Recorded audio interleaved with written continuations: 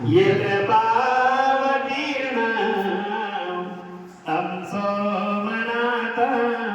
शरणं प्रपदे तं सोमनाथं शरणं प्रपदे श्रीशैलशृङ्गे विमुधादिसङ्गे तुलाद्रितुङ्गे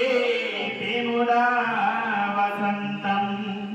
तमार्जुनं मल्लिकपूर्वमीकं नमामि संसारसमुद्रसेतुं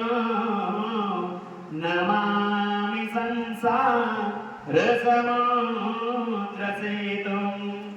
अवन्तिकाया विहिता